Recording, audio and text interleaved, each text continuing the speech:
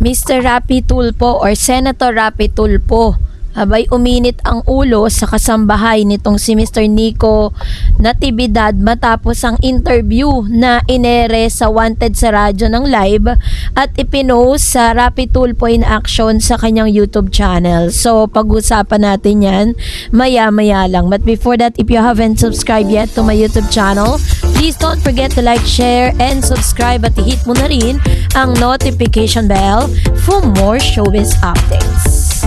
So ngayon, kahapon po kasi nag-trending ang ilan sa mga interview nitong si Mr. Nico Natividad kasama po ang kanyang wife na si Shelo Natividad, kung saan pinatulpo po sila ng kanilang kasambahay, no? At nagrereklamo po siya kay Sir Rapi Tulfo dahil ipinost nga ni Mr. Nico Natividad bilang awareness doon po sa mga mga kasambahay, no? Or yung mga employer na tatanggap dito kay Miss Mary Ann, no?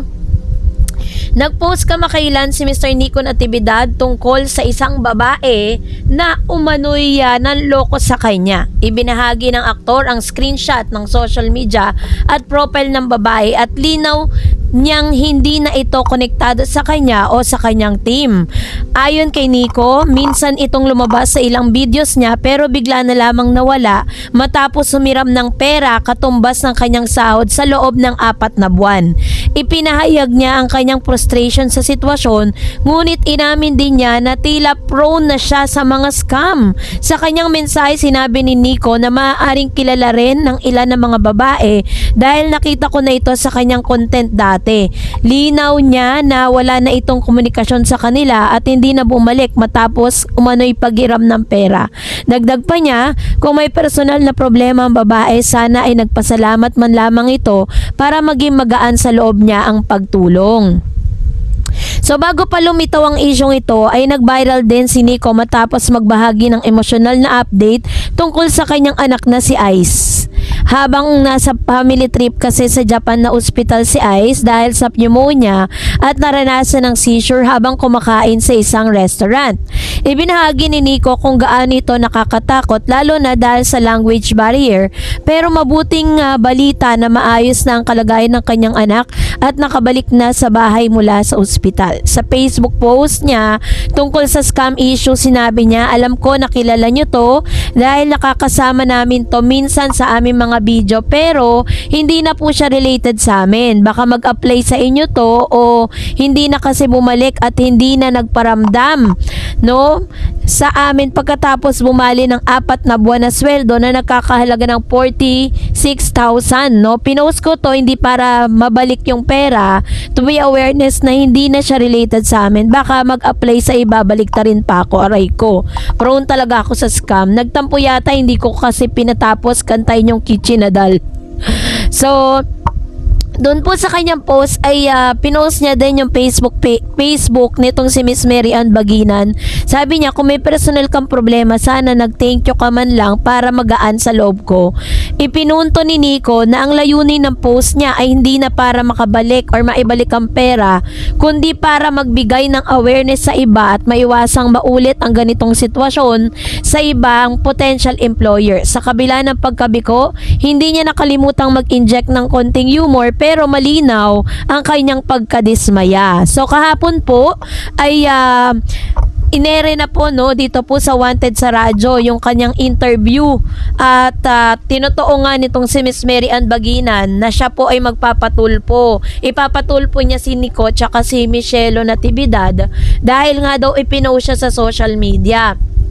Sa kanilang conversation po ay nakita ni Sir Rapi Tulfo dito na ang totoo talagang may kasalanan o totoong may atraso ay walang iba kundi yung kasambahay na si Miss Mary Ann. Ang akala kasi ni Mary Ann, porket siya po ay kasambahay, porket siya po yung kumbaga parang hindi gaano karamihan ng pera, hindi mayaman, 'di ba? Parang ano lang, nasa low average lang yung kanyang buhay.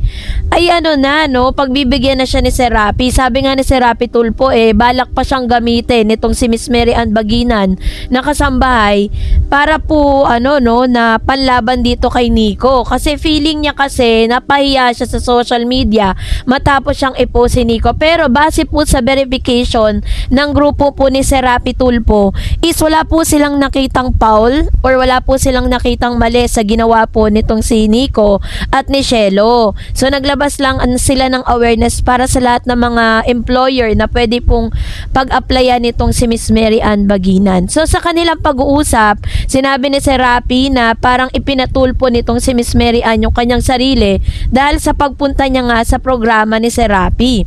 At sa huli, sinabi po ni Serapi Tulfo na hindi niya matutulungan si Miss Mary Ann Baginan dahil po sa kanyang ginawa. Dahil kung tutuusin at kung sa assessment nga naman, makikita natin na itong si Miss Mary Ann talaga yung may kasalanan, no? Siya po talaga yung may atraso kay Mr. Nico at saka kay Shelo Natividad.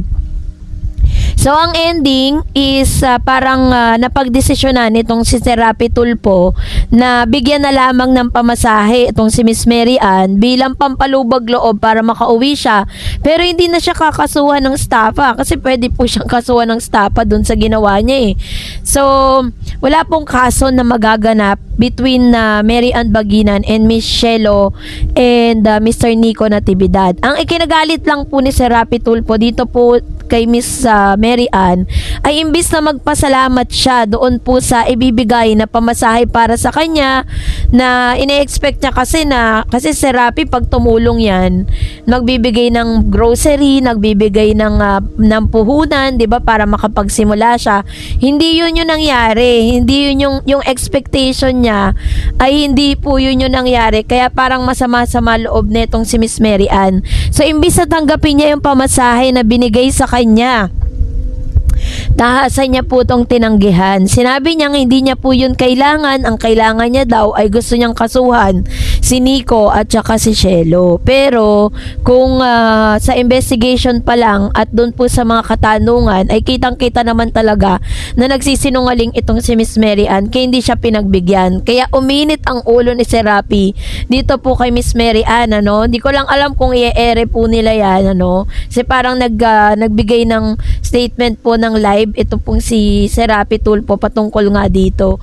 So parang nagwa-warning po siya sa lahat na wag daw pong gamitin yung kanyang programa para po para po makapanakit ng ibang tao or magpahiya ng ibang tao, kasi akala ni Mary Ann napakalaki ng edge niya, napakalaki ng opportunity niya na makaganti dun sa ginawa ni Nico sa pagpo-post nga sa kanya sa social media, pero hindi niya alam na back to you siya.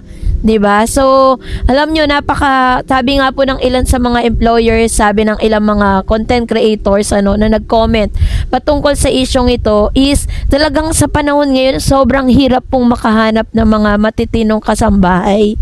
Kaya nga talagang itong sila Nico, grabe po yung kanilang pagsisisi. At the same time is mabait pa rin talaga si Nico tsaka si Shelo, kasi imbis na magkaso sila, 'di ba, pwede nilang kasuhan yan, kaso nga lang abala lang talaga yan kung gagawin nila yan, gagastos pa sila ng abogado, ganyan. Sabi naman ni Nico, hindi naman po nila intensyon na bawiin pa yung pera na na nabali sa kanila. Ang gusto lang ni Nico magpasalamat si Mary Ann dun po sa dun po sa pagkakataon na yun, kahit hindi niya na lang pagtrabahuan, pero wala na kasi siyang paramdam. Yun po yung isa sa mga ikinasama ng loob ni Nico, kaya po talagang naglabas na rin siya ng statement niya sa kanya pong dito po sa programa ni Serapi Tulfo. So sa huli ay parang ginawa na lang po talagang biro ni Sir Nico Natividad na wala man siyang mga projects, TV projects, commercials, endorsement na natatanggap, pero may guesting siya, yun nga lang kay Rapi Tulfo. So, kaya naman na dapat po maging lesson po sa ating lahat ito, no? Una, kailangan maging vigilant tayo sa pagpili ng mga kasambahay. Pangalawa is wag nating gawing privilege yung pagiging isang mahirap para lagi tayong tatakbo kay Serapi. Mag-isip muna tayo, baka naman ikaw talaga yung may pagkukulang, ikaw yung may kasalanan at ikaw yung mapahiya kasi milyon-milyon po yung nakapanood ng nasabing video at ngayon trending na po siya. So, kayo po, anong yung saloobin patungkol dito? Mag-comment kayo sa comment section. And that's it for today. For more videos and updates, please don't forget to like and subscribe. And please don't forget to follow my Facebook page, DarEds TV and DarEds channel. God bless everyone.